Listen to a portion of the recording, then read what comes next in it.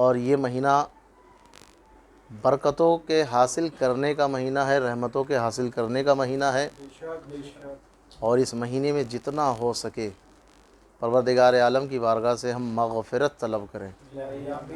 اور ایک چیز عرض کر دوں، شاید آپ نے یقیناً اس بات کو سنا ہوگا، مغفرت کا تعلق اس بات سے نہیں ہے کہ ہم نے کچھ غلط کیا ہو تو مغفرت طلب کی جائے۔ درجات کی بلندی کے لیے بھی استغفار چاہیے۔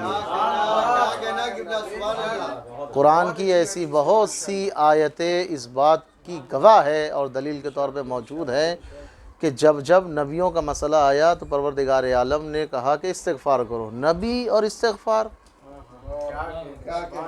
خطا ہوگی تب استغفار ہوگا، تصور تو ہمارا یہ کہتا ہے، لیکن آیت نے سہارا دیا کہ نہیں، خدا کے وجود کی برکت اور بلندی اور اس کے احاطہ قدرت کو نظر میں رکھتے ہوئے ہمیں استغفار کرنا چاہیے، کیونکہ وہ پروردگار اتنا دینے والا ہے کہ کل کائنات بھی چاہے تو وہ کم نہیں ہو سکتا۔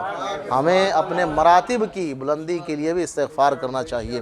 تو اس ماہ مبارک رمضان میں جتنا زیادہ ہو سکے اپنے لیے، اپنے اہل خانہ کے لیے، رشتہ داروں کے لیے، خصوصی طور پر وہ مومنین جو آج ہمارے درمیان میں نہیں ہے، کل تک تھے، ان مومنوں کی برکت کی وجہ سے شاید ہمیں کچھ چیزیں نصیب ہو رہی تھی، ہم بے خبر ہیں۔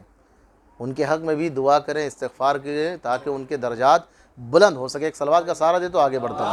اللہم صلی علی محمد وعلی آلہ۔ ماہ مبارک رمضان میں بہت ہی اہتمام کے ساتھ یہ دعا عام طور پہ پڑھی جاتی ہے۔ ایک تو پہلی دعا یہ بسم اللہ الرحمن الرحیم یا علی و یا عظیم والی، اور دوسری اللہم ادخل علی اہل القبور السرور۔ ترجمہ یقیناً کہیں نہ کہیں آپ نے سنا ہوگا، پڑھے ہوں گے، ذرا سا اس کے اوپر روشنی ڈال رہا ہوں۔ آیت اللہ مرحوم بہجت، محمد تقی بہجت کے جملات ہے اس دعا کے حوالے سے۔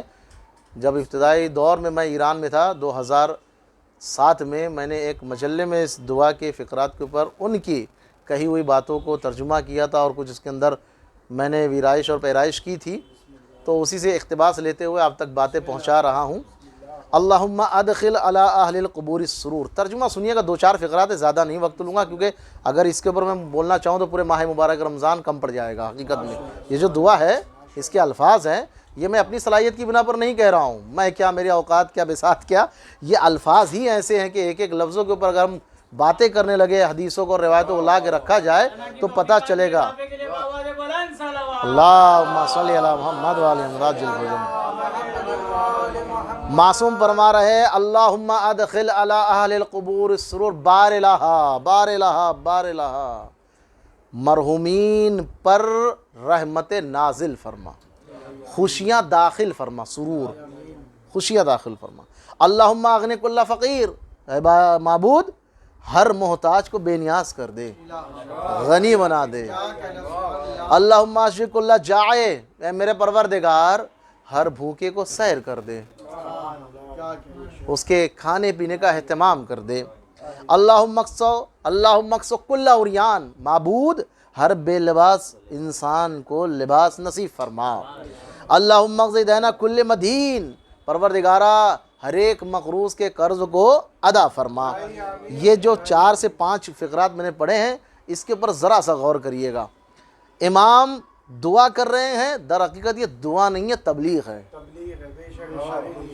اور آپ کو ایک چیز عرض کرنا چاہوں گا، صحیفہ سجادیہ ہو کہ صحیفہ علویہ ہو، یہ دونوں جو کتابیں دعا کے طور پر ہم تک پہنچی ہے نا، وہ دور وہ تھا کہ جس میں اہل بیت علیہ الصلوۃ والسلام کو، اماموں کو کھل کر تبلیغ کرنے کا موقع فراہم نہیں تھا، تو دعاؤں کے ذریعے سے ہم تک ہدایت پہنچائی ہے۔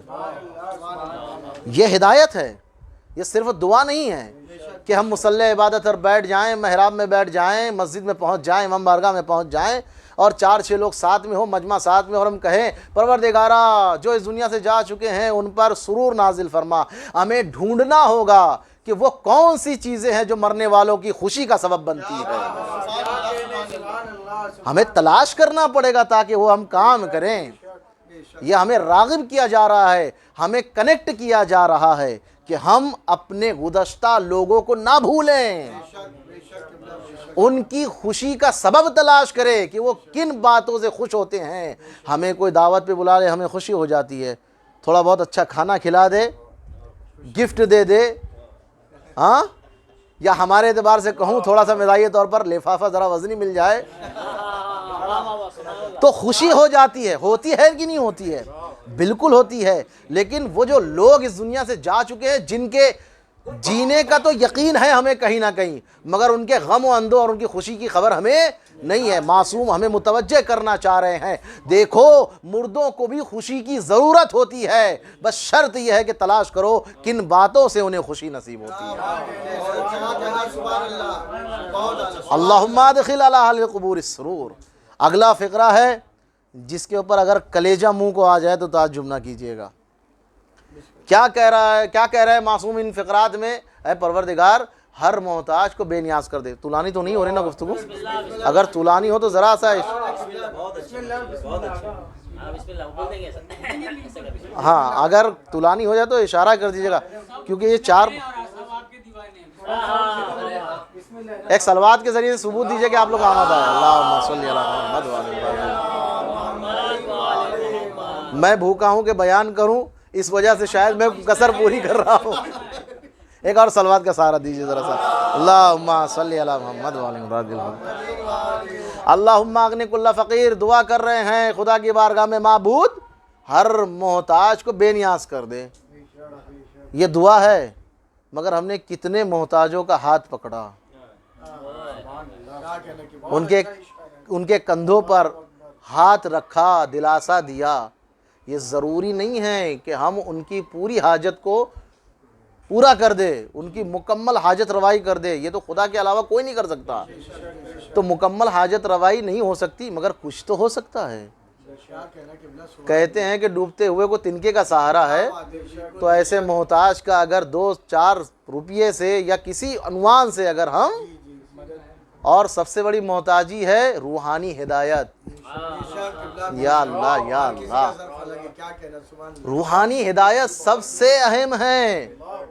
ہم کھانے پینے کا تو کہیں نہ کہیں سے پتہ چلا کسی ادارے کی طرف سے ماہ رمضان کٹ آ گئی, کوئی ٹرسٹ نے پتہ چلا ماہ رمضان سحری اور افطاری کے نام پہ کچھ دے دیا, تو جسموں کی ضرورت کو شاید آنکھیں دیکھ کے ابزر کر کے اس کے لیے کچھ کر رہی ہے, روحانی جو احتیاج ہے اسے کون پورا کرے گا؟ کیا ہماری روح محتاج نہیں ہے؟ محتاج ہے. اچھی باتیں سننے کی محتاج ہے, اچھی باتیں کہنے کی محتاج ہے, نیکیاں کس طرح سے کی جائے اس کی محتاج ہے, اور اس سے زیادہ ضروری ہے کہ نیکیاں کر کے نیکیاں بچائی کیسے جائے. باغ و بوستان, باغ و بوستان, باغ و بوستان, باغ و بوستان لگا دینا آسان ہے, ان باغ و بوستان کو خراب ہونے سے بچانا بہت ضروری ہے. یہ نیکیاں ہمارا باغ و بوستان ہے, گلستان ہے, اسے ہم بچائیں کیسے وہ بھی جاننا. ہم محتاج ہیں. اللہم اغنی کل فقیر, اللہم اشفی کل جائع. پروردگارا ہر بھوکے کو سیر کر دے. ہم عام طور پر جسمانی بھوک کو محسوس کر رہے ہیں, جملہ وہی ہے کہ محسوس کر رہے ہیں اور شاید اس کو پورا کرنے کی کوشش کرتے ہیں, لیکن روحانی بھوک ہے. ایک تو پہلی ہدایت کی ہو گئی ہے, اور دوسری اہم ترین جو بھوک ہے وہ ہمارے قلوب میں نور ایمان. جیسے جیسے حالات گزر رہے ہیں, بڑا عجیب مرحلہ ہو گیا ہے.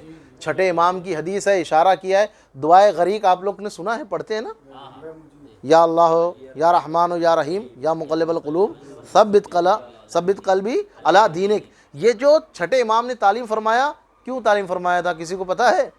چھٹے امام سے کسی نے پوچھا, جب چھٹے امام نے بیان کیا ایک دور وہ آئے گا کہ جب انسان اپنے گھر سے باہر قدم رکھے گا اور واپس گھر میں دوبارہ پلٹ کر آئے گا, تو جب نکل رہا ہوگا تو با ایمان ہو سکتا ہے, مگر لوٹ کر آئے تو با ایمان ہونے کی کوئی گارنٹی. ایسا ماحول ہوگا, اما وہ زمانہ اور ہوگا کہ گھر سے باہر نکل کے ہم ایمان کے ہونے نہ ہونے کی بات کریں. کبھی کبھی تو ہم گھر کے اندر کسی گوشے میں بیٹھ کے ایمان کا سودا کر جاتے ہیں. تو امام نے کہا کہ ایسا دور آئے تو کیا کریں؟ کہا دعائے غریق پڑھو.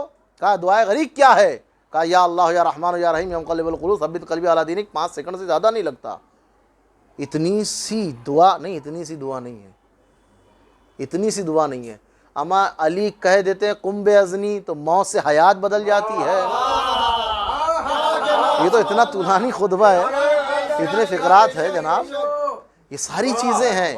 ہم بھوکے ہیں کہ ہمیں نور ایمان مکمل طور سے مل سکے. دعا کریں کہ ہماری اس بھوک کو پروردگار عالم پورا فرما دے. ہر بے لباس کو لباس نصیب فرما. ہر بے لباس کو. اب یہاں ذمہ داری ہے. ابھی دیکھیے عید کی تیاری ہوگی, تھوڑا سا یہاں پر میں وقت لوں گا.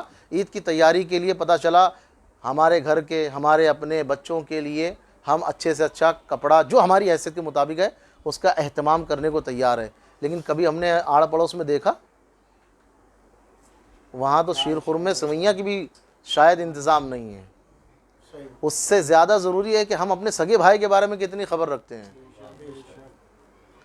ایک چیز عرض کرنا چاہوں گا, یہ میرا خود کا احساساتی جملہ بھی ہے اور ضرورت ہے معاشرے کی, اس لیے عرض کر رہا ہوں. زبان سے کہہ دینا کہ وہ میرا بھائی نہیں, وہ میری بہن نہیں, میرا اس سے کوئی تعلق نہیں ہے, یہ زبان تمہاری ہے اور یہ گناہ ہے. کیوں؟ یہ وہ رشتے ہیں کہ جس کو تم نے خریدا نہیں ہے, خدا نے دیا ہے. ان رشتوں کی عزت کریں, احترام کریں, اسے محفوظ رکھیں.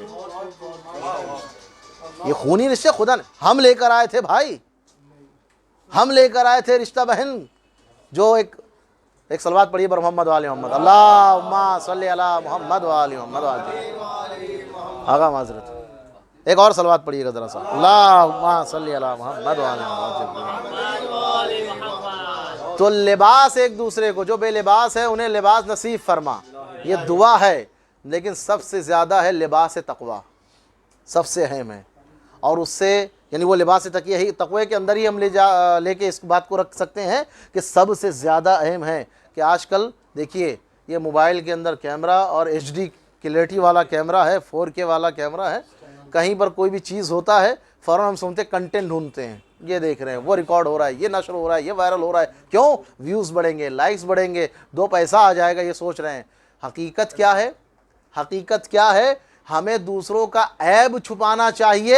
ہم کیمرے کے ذریعے سے نہ صرف یہ کہ عیب ہم اس کو ریکارڈ کر رہے ہیں بلکہ دوسروں تک پہنچا رہے ہیں. یعنی یہ تھا کہ دوسروں کی عریانیت اور دوسرے کے عیب کو ہمیں چھپانا چاہیے تھا. ہم بجائے اس کے کہ چھپائیں, نشر کر کر کے بتا رہے ہیں کہ دیکھو یہ ایسے ہیں. کیا کر رہے ہیں؟ ٹیکنالوجی آئی ہے کا مطلب یہ نہیں ہے کہ ہم بے دین ہو جائیں. آپ دنیا کی ترقی کا ویلکم کیجئے مگر خدا کو یاد رکھتے ہوئے. آخری فقرہ ہے اور ختم دعا ہے. اللہم اقض دینا کل مدین. معبود ہر مقروض کے قرض کو ادا فرما. یہ ہم دعا کر رہے ہیں, پہلے جھانک لیں کس کا قرضہ لے کے بیٹھے ہوئے ہیں. دینے کا ارادہ ہے یا نہیں ہے؟ قرضہ لیتے وقت آپ ہی میرے مائی باپ, اور دینے کے ٹائم فون بھی سوئچ آف. ہے یا نہیں ہے؟ ہے یا نہیں ہے؟ سبھی مائی باپ ہو گئے تھے اور جیسے ہی قرضہ مل گیا, آپ کون اور ہم کون. اللہم اقض دینا کل مدین. دعا کرنے سے قرضہ ادا نہیں ہوگا, دعا کرنے سے قرضہ ادا کرنے کی توفیق ملے گی اگر نیت ادا کرنے کی ہے تو. ورنہ ہم نے دیکھا ہے قرضہ لے لے کے امبانی بننا بہت آسان ہے,